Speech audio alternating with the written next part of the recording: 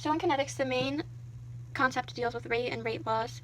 So rate is the change in concentration over time, and it can be written as rate equals the change in the concentration of the reactants over the time, which would be in minutes or seconds. Rates are experimentally determined, so there's usually different trials, and then it measures how fast a reaction is. Factors such as the state of reactants, temperature, concentration, and the use of a catalyst all affect the rate.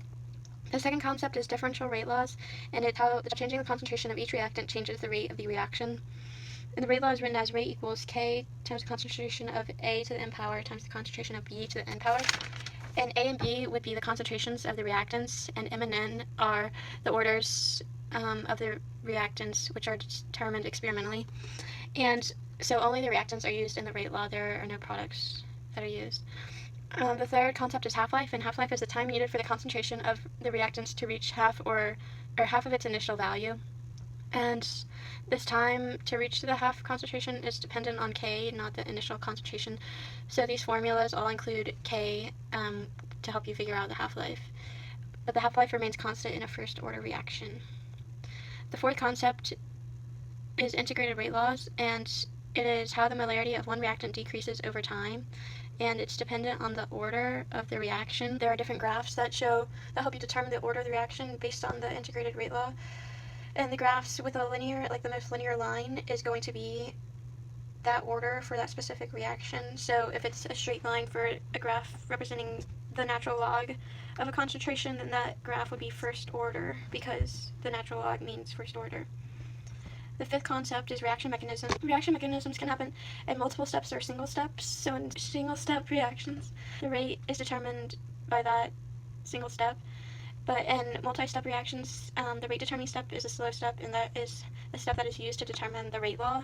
You'd use those values from that step to plug into the rate law. Intermediate is a term that describes something that is produced in one step and then used up in another, so it would be a product in one step, and then later on it would be a reactant in a different step. And the catalysts are the opposite, because they're used up in one step and then produced in another step, so they start out as a product and then later on they are a reactant. The last concept is activation energy, and it is the energy required for the molecules to react. And the step with the largest activation energy is going to be the rate-determining step, or the slow step. And catalysts lower the activation energy. And on a graph, the activation energy is the difference between the initial concentration and the peak of the concentration. So it's going to be that distance would be the activation energy. So the largest activation energy would represent the slowest step when you're drawing a potential energy diagram. Balanced chemical equation, and then a table with the values from a certain experiment with 3 different trials. It gives you the concentrations and then the rates. So the first question asks you to determine the order of the reaction with respect to each reactant.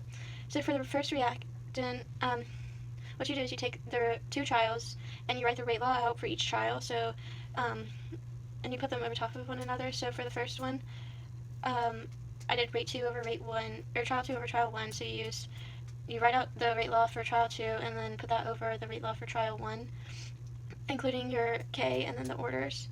And then you plug in all the values using the table. So you plug in the rates and then the concentrations, but you don't know the K. So you can cancel the K's out, and you can cancel whatever else cancels out, which would be the 0.015, and then you can simplify it down and solve for M, which is going to be your order, and you get M to be 1, which means it's a first order reaction with respect to the iodine ion.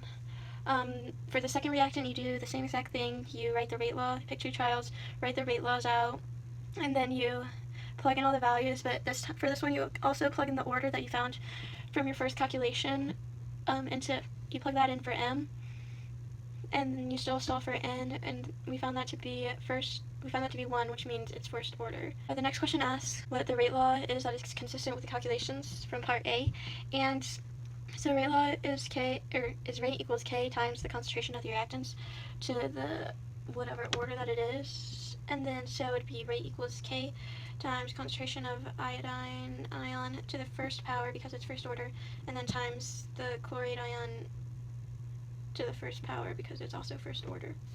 The next question asks what the rate law constant is, so what K is, and we know K is in the rate law, so we can manipulate that to solve for K. So you take the rate law and you change it to make K equal the rate over the concentrations of the reactants, and so you can plug in the values from a specific trial and solve for K, and then the units would be per molarity second because that's what cancels out in the equation.